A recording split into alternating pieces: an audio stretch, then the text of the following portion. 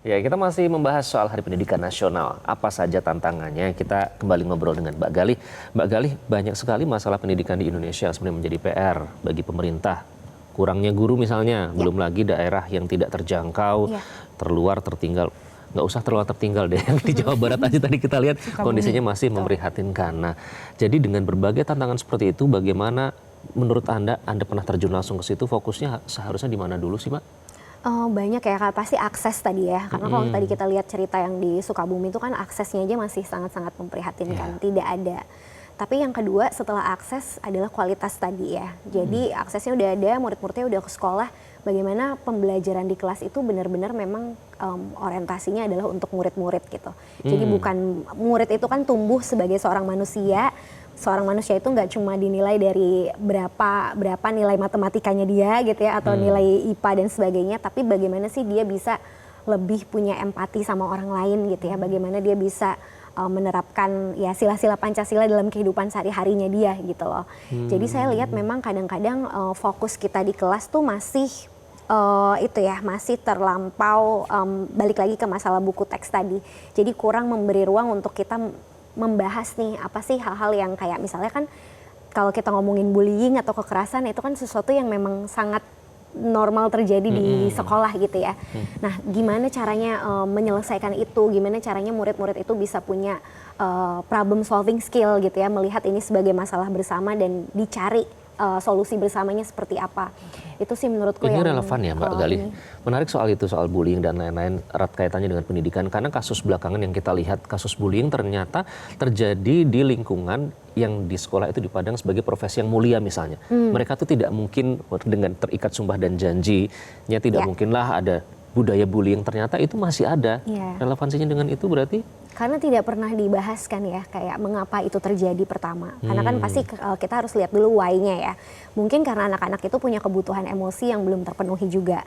Karena kalau kita ngomongin sekolah, sebenarnya kita tuh menerima anak-anak yang udah dalam tanda kutip setengah jadi ya. Bagaimana didikan dia di keluarganya, apa yang dia bawa nilai-nilai dalam keluarga, bagaimana kehadiran orang tuanya juga. Dan kalau ngomongin sekolah saya di SD negeri itu pasti nutrisi juga berpengaruh ya, kayak bagaimana nutrisi dan gizi yang mereka konsumsi itu juga berpengaruh. Nah, akhirnya di kelas itu kan jatuhnya jadi murid-murid itu mungkin karena merasa tadi ya mereka datang dari kondisi yang beda-beda, terus ada yang merasa lebih unggul daripada yang lain, ada yang merasa lebih mungkin berkuasa gitu ya, punya power, ada yang merasa lemah gitu ya. Jadinya selalu ada tuh apa ya, kalau kita bilang akhirnya murid-murid itu nggak pernah bisa melihat satu sama lain tuh sebagai orang yang setara, gitu loh. Jadi kayak selalu ada imbalance power di dalam kelas gitu. Apalagi kalau disupport, misalnya dia pinter di akademik gitu ya, terus gurunya selalu punya favoritism sama murid-murid ini. Akhirnya murid-murid lain jadi kayak ngerasa terkucilkan.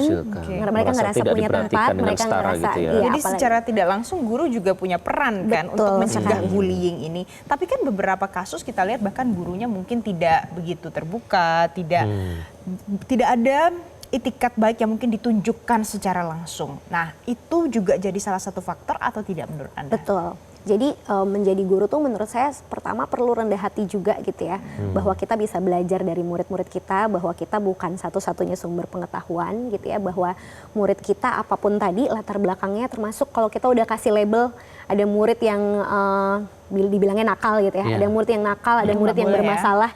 Itu kan sebenarnya kita udah bias duluan ya. Kita udah punya penilaian yang akhirnya itu menutup kita untuk ngebuka diri, nyari tahu kenapa sih sebenarnya anak ini masalahnya apa yang bikin dia seperti itu gitu.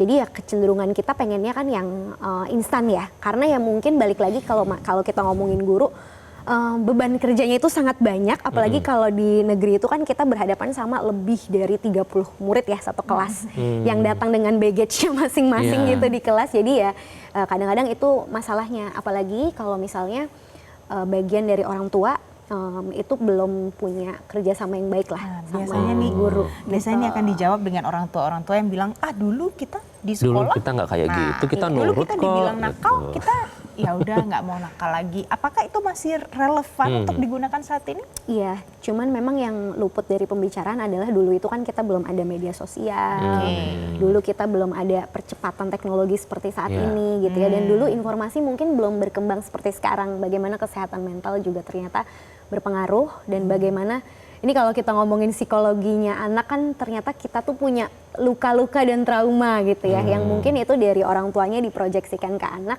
akhirnya anak ngebawa itu ke sekolah. Nah, soal tadi media sosial Mbak Gali menarik. Karena kan saya juga sempat baca beberapa konten Anda, kayak misalnya ada yang mengeluh disediakan wifi untuk belajar malah buat tiktokan, scroll tiktok, buat velocity atau apapun itulah. Nah, belum lagi ya mohon maaf, kita masih belum banyak teladan yang di era sekarang tuh susah mencari figur-figur yang konkret seperti Ki Hajar Dewantara. Di tengah kondisi yang seperti itu, media sosial yang tidak bisa terbendung lagi dan krisis keteladanan, bagaimana memajukan pendidikan? Memang kalau misalnya kita mau lihat tadi ya kepentingannya adalah untuk murid, ya kita harus membatasi sih media sosial itu, dan regulasi adalah mungkin salah satu yang pas gitu ya kalau kita lihat kondisinya di masyarakat sekarang. Tapi sekarang kita perlu mikirin juga kalau anak-anak ini nggak main medsos, lalu mereka bisa main apa? Karena kalau di kasus aku, murid-muridku di SD negeri, kalau mereka pulang itu rumahnya juga rumah yang bukan layak huni gitu ya, sehingga mereka nggak betah di rumah. Jadi pengennya kayak keluar. Banyak murid-muridku yang habis itu siangnya ke sekolah buat main bola, karena ya mungkin di sekolah kan lapangannya luas gitu ya. Tapi ya gitu tadi, jadi kalau misalnya memang kita mau membatasi media sosial, kita perlu mikirin juga anak-anak yang memang tidak punya akses bermain gitu ya. akses bermain ke tempat.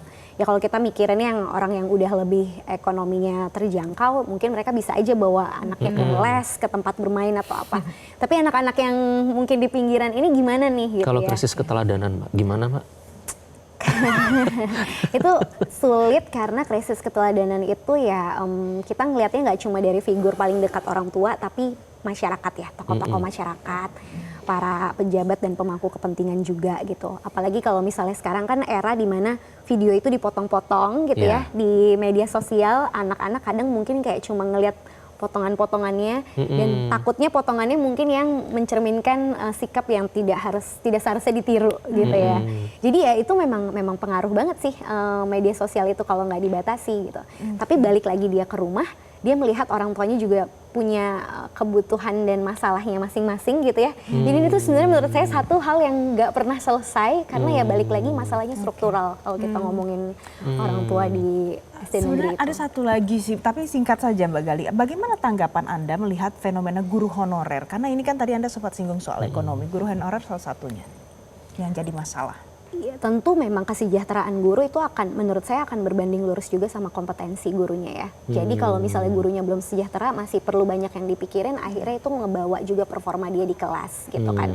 Ada kekhawatiran akan nanti mau makan apa, kebutuhan-kebutuhan belum terpenuhi, bagaimana kita mau berharap guru-guru kita beneran mengajar dari hatinya mereka kalau mereka aja mungkin masih ada keresahan-keresahan dari hidupnya sendiri. Jadi kesejahteraan guru juga menjadi salah satu PR terbesar sebenarnya, karena Betul, ya.